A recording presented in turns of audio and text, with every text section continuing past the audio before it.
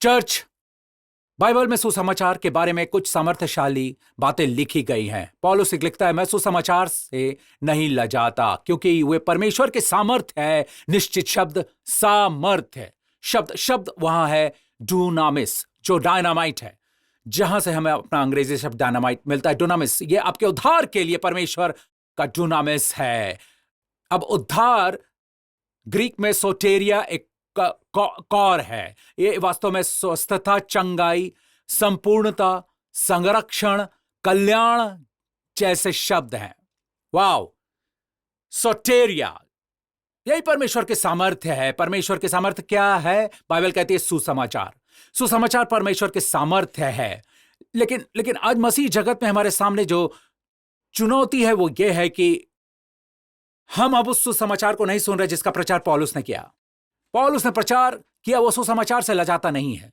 जाहिर है कि ऐसी ताकतें थी जो पौलुस को सुसमाचार प्रचार करने में लजाने की कोशिश कर रही थी, पर ना पौलुस क्यों कहता मैं सुसमाचार से लजाता नहीं।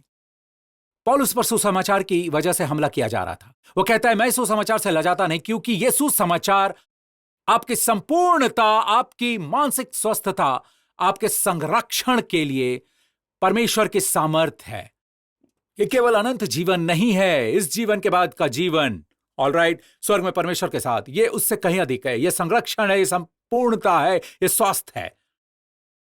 यह नाम यीशुआ है।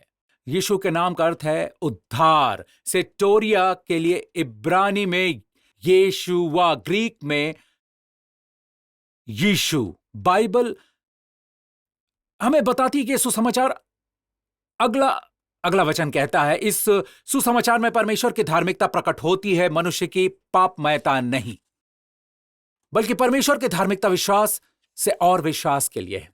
आज जब हम सुसमाचार सुनते हैं तो हम मनुष्य की पापमयता के बारे में बहुत कुछ सुनते हैं, लेकिन पौलुस ने ऐसे सुसमाचार का प्रचार किया जो धार्मिकता के दान को जागर करता है। आप देखिए, पुराने नियम में सुसमाचार प्रकट नहीं हुआ था, यह छिपा हुआ था।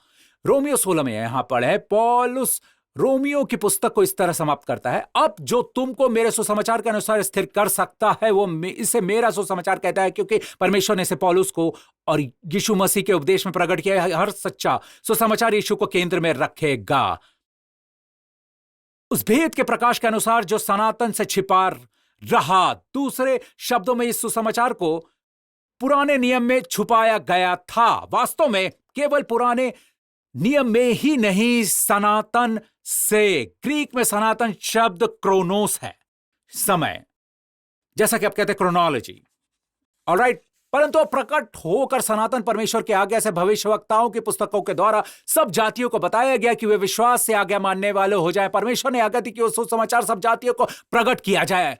आमीन, आमीन।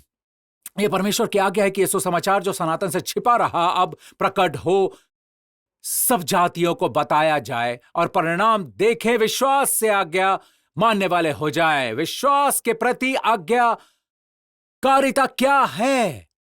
विश्वास के प्रति आज्ञाकारिता का अर्थ है सही विश्वास करना। विश्वास के प्रति सही विश्वास रखें और आप सही जीवन जिएंगे। जब आपके पास सही विश्वास होगा तो आप सही जीवन जिएंगे। क्या आप सुन रहे हैं? आपके पास सही परिणाम है, यह सहज होगा। आमीन। अब रोमियो 5 में हम यहां कुछ करने की तैयारी कर रहे हैं, ऑलराइट। रोमियो 5 देखें। एक मनुष्य के आज्ञा न मानने से वो कौन है? आदम। बहुत लोग पापी ठहरे, ऑलराइट। इसी तरह बाइबल कहती है वैसे ही एक मनुष्य के आज्ञा मानने से बहुत लोग धर्मी ठहरेंगे। अब चर्च, मैं सबसे पहले इस ग्राउंड फ्लोर से पूछूंगा, किसकी आज्ञा मानने से आप धर्मी ठहरे? ऑलराइट, या फर्स्ट फ्लोर, किसकी आज्ञा मानने से? और ऊपरी अटारी, किसकी आज्ञा मानने से? अब देखिए, मुझे उस नाम का प्रचार करना अच्छा लगता है क्योंकि ये सब उसके बारे में है, हमारे बारे में नहीं। अब देखिए, हमारा मन उसके आज्ञा मानने पर केंद्रित किया जा सकता है। पास्टर प्रिंस, हमारे आज्ञा मानने के बारे में क्या? आप हमारे आज्ञा मानने के बारे में चिंता न करें। यदि आप आज्ञा पालन करने के कारण प्रसन्न हैं तो उसी तरह यदि आप अवज्ञा करते तो आप उदास होंगे। यदि आप सोचते हैं कि आप उस दिन परमेश्वर की विशेष कृपा में हैं क्योंकि आपने आज्ञा पालन किया, लेकिन उसी तरह जब आप अवज्ञा करते हैं तो आपको यह निष्कर्ष निकालना होगा कि आप परमेश्वर की कृपा में नहीं है। अब देखिए, आपकी नजर आपकी आज्ञाकारिता या उसकी कमी पर है, लेकिन परमेश्वर कह रहा है आपकी नजर खुद से हटा लो, ये आपके बारे में नहीं है, मेरे पुत्र के बारे में। परमेश्वर कहता है कि मनुष्य को आज्ञा मानने से उसकी आज्ञाकारिता ने आपको धर्मी बनाया। आमीन। कोई भी उस आज्ञाकारिता को छू नहीं सकता। हालेलुया। क्या शैतान मेरी आज्ञाकारिता को प्रभावित कर सकता है? मैं आज आज्ञाकारी हो सकता हूं और आप सभी आज्ञाकारी, क्योंकि आप चर्च में हैं और आप सभी अच्छा महसूस करते हैं। लेकिन अगर आप मानते हैं कि परमेश्वर मेरी प्रार्थना सुन रहा है या आप जानते हैं, तो मैं भी अभिषेक महसूस करता हूं क्योंकि मैंने आज परमेश्वर की आज्ञा का पालन किया है। फिर उसी तरह कल अगर आप अवज्ञा करते हैं तो आपको कुचल दिया जाएगा। तो दोस्तों, ये हमारी आज्ञाकारिता या इसकी कमी नहीं है, ये एक ही मनुष्य की आज्ञाकारिता है जिसने हम सभी को धर्मी ठहराया। परमेश्वर ने इसे हमारे अंदर से बाहर निकाला, ऑलराइट, बाहर, आमीन। तो ताकि हम हमेशा उसकी आज्ञाकारिता पर ध्यान केंद्रित कर सके, और यही युद्ध का सार है। शैतान की युद्ध नीति है कि आप ध्यान केंद्रित करें अपने आप पर, अपने विचारों पर, अपने कामों पर, अपनी बातों पर। आप जानते हैं कि खुद में डूबे रहना दर्दनाक है। कितने लोग ये जानते हैं? और हम सभी खुद में डूबे हुए हैं, इस हद तक कि हम खुद में डूब गए हैं। परमेश्वर चाहता है कि हम मसीह में डूबे रहें। 2 कुरिन्थियों 10 हमें यहां युद्ध का सार बताता है, क्योंकि हमारी लड़ाई के हथियार शारीरिक नहीं, वे मूर्त नहीं है, वे भौतिक नहीं है, पर गढ़ों को ढा देने के लिए परमेश्वर के द्वारा सामर्थी हैं। और ये गढ़ आसमान में नहीं है, कहीं स्वर्ग में नहीं है, ऑलराइट, ये गढ़ हमारे मन में है। अगला वचन, इसलिए हम कल्पनाओं का और हर ऊंची बात का जो परमेश्वर की पहचान के विरोध में उठती है खंडन करते हैं, और हर एक भावना को कैद करके मसीह का आज्ञाकारी बना देते हैं। दूसरे शब्दों में, मसीह की आज्ञाकारिता क्या है? एक मनुष्य की आज्ञा मानने से हम सभी धर्मी बन गए। अब युद्ध का सार यह है, शैतान चाहता है कि आप अपना ध्यान उस एक मनुष्य की आज्ञाकारिता से हटा लें और अपना ध्यान वापस अपनी आज्ञाकारिता या उसकी कमी पर लगाएं। कितने लोग इसे समझते हैं? युद्ध आपके मन में है। यह बिना किसी कारण के नहीं है कि यीशु को खोपड़ी का स्थान नामक स्थान पर क्रूस पर चढ़ाया गया था। यह सब यहीं से शुरू होता है। अब चर्च, हमें नजरें फेर लेनी चाहिए। अंत में मैं आपको कुछ सामर्थ्यशाली दिखाना चाहता हूं, जिसे मैं चाहता हूं आप अपने दिल के करीब रखें।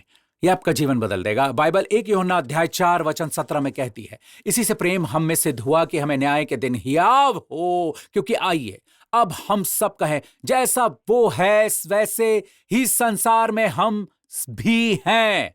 फिर से, जैसा वो है वैसे ही हम भी हैं। कहां? इस संसार में। आमीन। अब जैसा यीशु है, अगर उसने कहा है कि जैसा यीशु था वैसे ही हम भी हैं, तो यह काफी अच्छा होगा। जैसे यीशु हम बीमारों को चंगा कर रहा था, गलील की झीलों के किनारे कोड़ियों को शुद्ध कर रहा था, वो सामर्थ्यशाली था, वो पवित्र था, वो धर्मी था, वो सुंदर था, मैं ये काफी होगा। पर नहीं, जैसे वो अभी है, महिमा और सम्मान से मंडित पिता की दाहिनी ओर, सभी प्रधानता और सामर्थ्य और शक्ति और प्रभुत्व और हर नाम से बहुत ऊपर, वो यीशु अभी पिता की दाहिनी ओर है। जैसा जैसा वो है वैसे ही संसार में हम भी हैं। आमीन, आमीन। क्या वो परमेश्वर की अप्रतिम कृपा के अधीन है? हम भी हैं। क्या वो धर्मी है? हम भी हैं। ये एक कदम और आगे जाकर कहा जा सकता है कि जैसे वो अब भी स्वस्थ है वैसे हम भी हैं। देखिए चर्च, हम संघर्ष करके नहीं बदलते, हम देखने से बदलते हैं। जितना अधिक हम प्रभु की महिमा को देखते हैं, बाइबल कहती है कि पवित्र आत्मा हमें उसी स्वरूप में बदल देता है। हमारे जीवन में अधिक अनुग्रह पाने का तरीका अधिक चीजें करना नहीं है। ऑलराइट, 2 पत्रस कहता है प्रेम, 2 पत्रस, परमेश्वर की और हमारे प्रभु यीशु की पहचान के द्वारा अनुग्रह और शांति तुम में बहुतायत से बढ़ती जाए। जितना अधिक यीशु का अनावरण होता है, जितना अधिक आप यीशु के बारे में जानते हैं, उतना ही अनुग्रह और शांति बढ़ते हैं।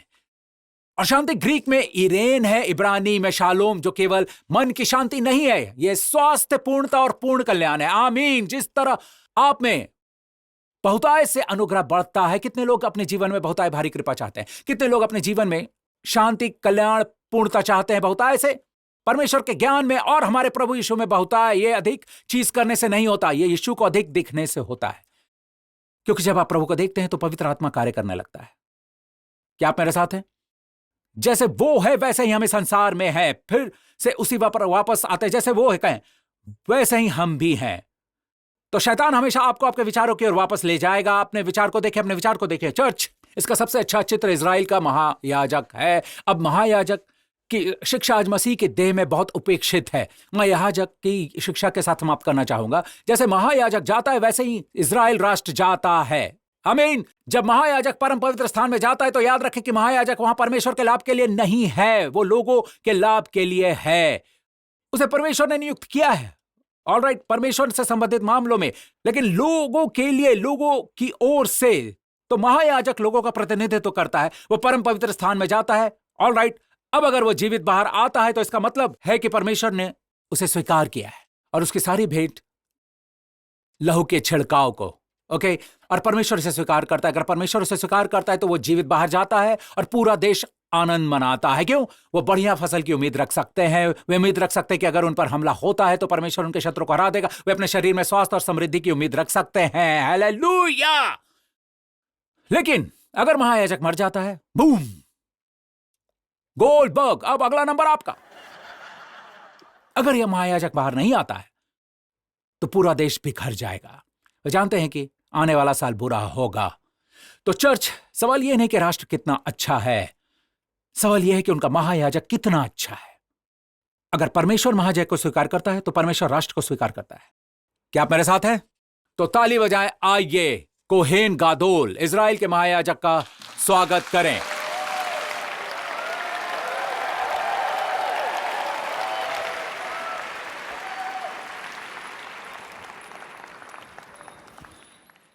और ये यहूदी दिखता है। शमूलिक, मेरा इजरायली भाई, आप अब जो कुछ भी यहां देखते हैं वो ऊपरी है। ये आपको निर्गमन 28 में दिखेगा। अब ये निर्गमन 28 में महायाजक की शिक्षा सबसे अच्छी शिक्षाओं में से एक है जो आपको मिलेगी। और हमारे प्रभु यीशु मसीह अब क्या कर रहे हैं? पिता की दाहिनी ओर अपने सत्र में। क्या आप यहां सुनहरी प्लेट देख सकते हैं? ऑलराइट, इस पर इब्रानी शब्द है कोदेश, मतलब पवित्र, ले ला अडोनाई। ऑलराइट, आपके इब्रानी में, लेकिन ये टेट्राग्रामेटन है, युड है, वाव है। ऑलराइट, कोदेश ले याहावे, याहावे के लिए पवित्र।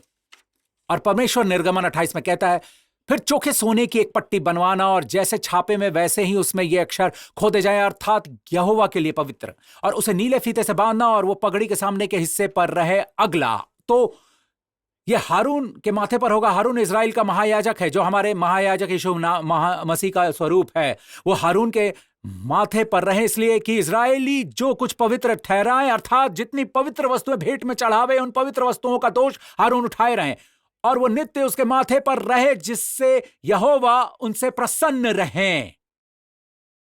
ओके, अब यहां यह कहा जा रहा है कि यह हमारे प्रभु यीशु मसीह के विचारों की एक तस्वीर है जो आज पिता की दाहिनी ओर है। कितने लोग कहेंगे कि यीशु के विचार पवित्र हैं? आमीन। कितने लोग कहते हैं कि यीशु के विचार शुद्ध हैं, परिपूर्ण, सकारात्मक हैं, उत्साहवर्धक हैं, स्वर्गीय हैं? राइट, बाइबल यही कह रही है। इसे देखें, आखिरी भाग, ये नित्य उसके माथे पर रहे, जिससे यहोवा उनसे प्रसन्न रहे। दूसरे शब्दों में, परमेश्वर आपको स्वीकार नहीं कर रहा है। ध्यान से सुनिए, वो आपको आपके विचारों के आधार पर स्वीकार नहीं कर रहा है, वो आपको आपके महायाजक के विचारों के आधार पर स्वीकार कर रहा है। मैं अभी जंजीरों के टूटने की आवाज सुन सकता हूं। चर्च, आपको मैं एक बार फिर से बता रहा हूं, विचार, उसके विचार सदा उसके माथे पर पवित्र रहते हैं, जिससे यहोवा प्रसन्न रहे। उसका माथा, उनकी स्वीकृति। जब तक यीशु के विचार पवित्र हैं, और वे सदा के लिए पवित्र हैं, और वो कितने समय के लिए महायाजक है? सदा के लिए।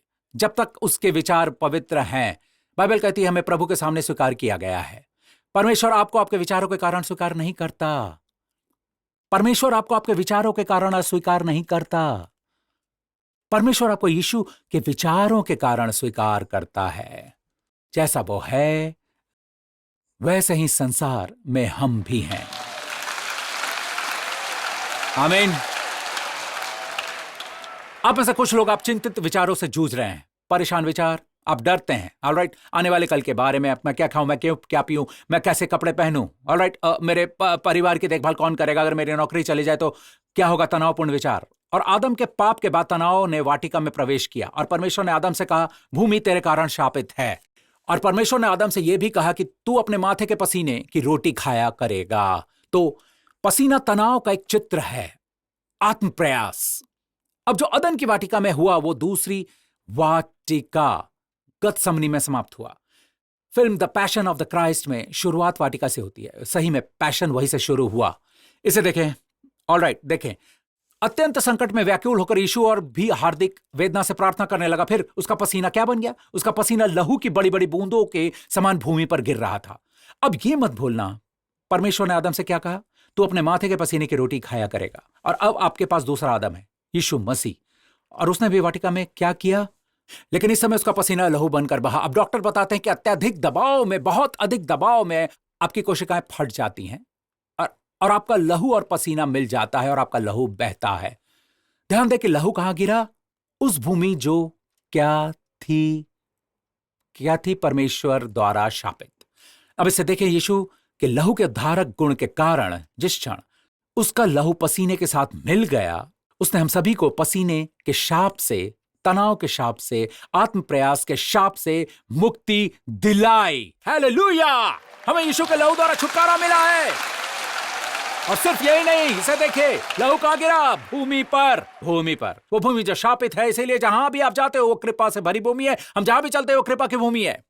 इसलिए रोमियो 5 कहता है, जब हम विश्वास से धर्मी ठहरे तो अनुग्रह जिसमें हम बने हैं हमारी पहुंच भी हुई। हम जहां भी जाते हैं हम परमेश्वर का अनुग्रह लाते हैं।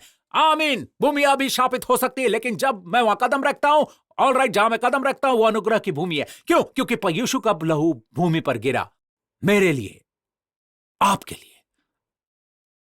आमीन चर्च। अब इसे देखें।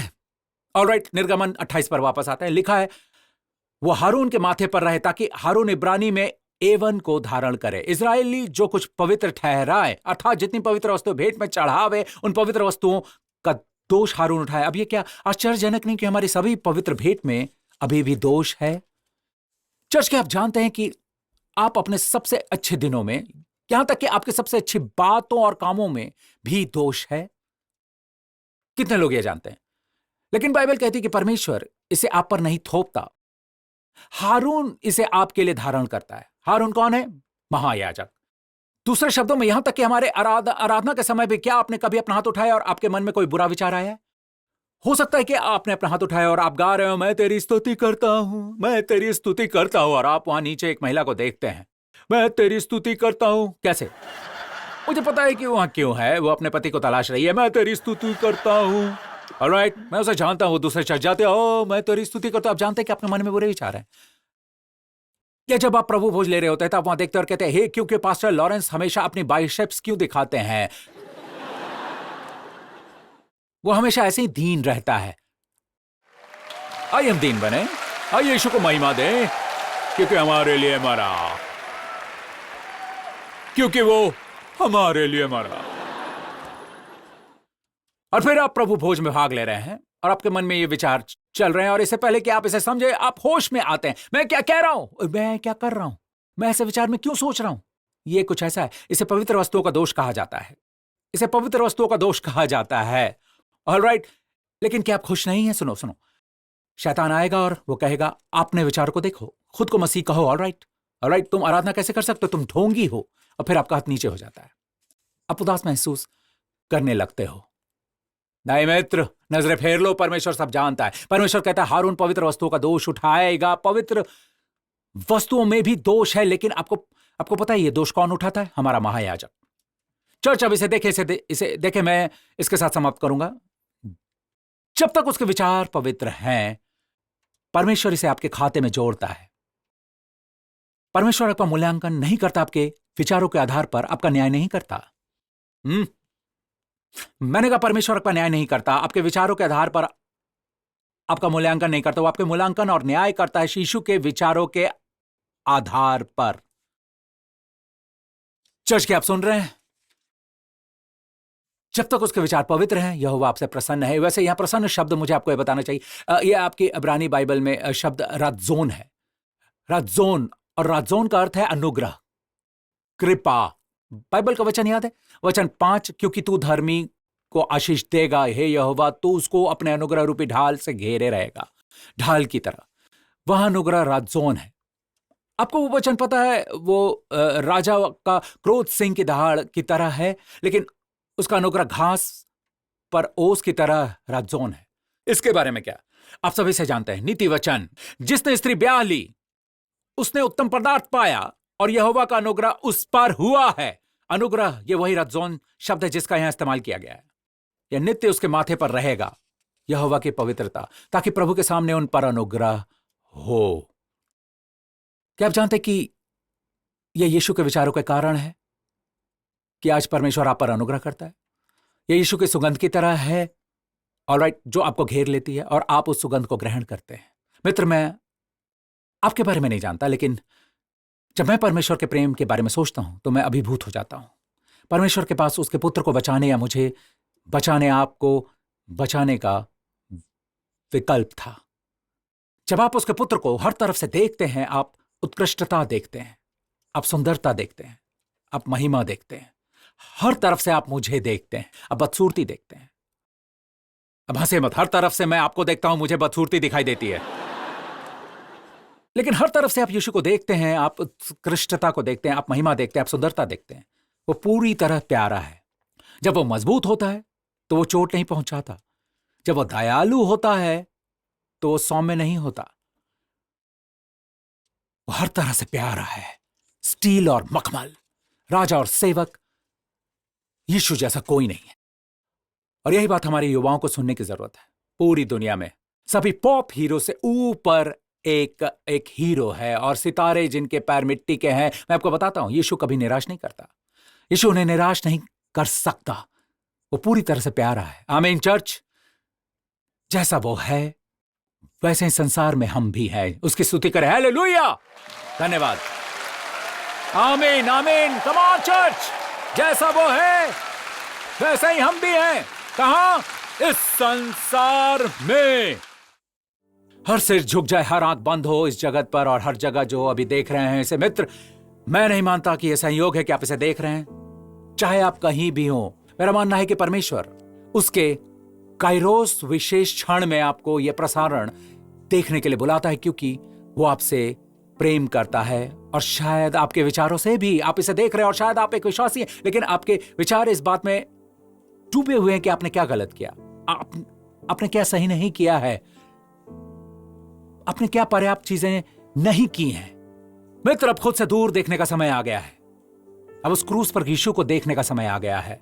पिता की दाहिनी ओर यीशु को देखें, महिमा में, महान महिमा और सम्मान से मंडित। मेरे मित्र, परमेश्वर कह रहा है, जैसा मेरा पुत्र है वैसे ही तुम भी हो। यदि आप उस पर भरोसा रखते हो, आप खुद को नहीं बचा सकते। इसीलिए परमेश्वर ने अपने पुत्र को भेजा। उसका पुत्र क्रूस पर मर गया। परमेश्वर ने अपने पुत्र को भी नहीं बख्शा। यीशु पूरी तरह से प्यारा है। कोई भी यीशु जैसा नहीं है। 10,000 में सबसे सुंदर। और फिर भी परमेश्वर ने अपने पुत्र को नहीं बख्शा, क्योंकि परमेश्वर आपसे प्रेम करता है। उसने अपने पुत्र को दे दिया। वो उस क्रूस पर मर गया। यीशु ने अपना प्राण दे दिया, क्योंकि वो आपसे प्रेम करता है। और बाइबल कहती है, आकाश अंधकारमय हो गया। ऐसा लगता है लगभग स्वर्ग की तरह परमेश्वर ने बलिदान से मुंह मोड़ लिया और वो चिल्लाया, हे मेरे परमेश्वर, तूने मुझे क्यों छोड़ दिया। यह पहली बार है जब यीशु ने हे मेरे परमेश्वर पुकारा, क्योंकि वो हमेशा कहता था मेरे पिता, ताकि हम कह सकें मेरे पिता, आप मुझे कभी नहीं छोड़ेंगे और नहीं मुझे त्यागेंगे। और जब 3 घंटे बाद जब साफ हो गया, तब यीशु ने कहा पूरा हुआ, इब्रानी में कोला। और ये पूरे देश में गूंज उठा, जय मिल गया, आपके पाप क्षमा हो गए, शैतान पराजित हो गया, परमेश्वर का न्याय संतुष्ट हुआ और बारिश हुई, उसके अनुग्रह की बारिश। मित्र, अगर आप वही व्यक्ति हैं, आप चाहते हैं यीशु मसीह आपका उद्धारकर्ता प्रभु हो, तो अभी मेरे साथ प्रार्थना करें। कहे, स्वर्गीय पिता, मैं विश्वास करता हूं कि यीशु मसीह मेरे परमेश्वर का पुत्र है और वो मेरे पापों के लिए क्रूस पर मरा और आपने मुझे धर्मी ठहराने के लिए उसे मृतकों में से जिलाया। मैं आपको धन्यवाद देता हूं। मुझे मेरे भूत, वर्तमान और भविष्य के सभी पापों के लिए क्षमा मिली है और मैं आपको धन्यवाद देता हूं। मैं आपकी अपार कृपा के अधीन हूं और आपने मुझे हर आशीष से आशीषित किया। धन्यवाद पिता, यीशु मसीह मेरा प्रभु है, यीशु के नाम से। और सभी लोगों ने कहा आमीन आमीन आमीन। प्रभु की स्तुति हो, चर्च उसकी स्तुति करे। हालेलुया, आमीन आमीन। प्रभु की स्तुति हो।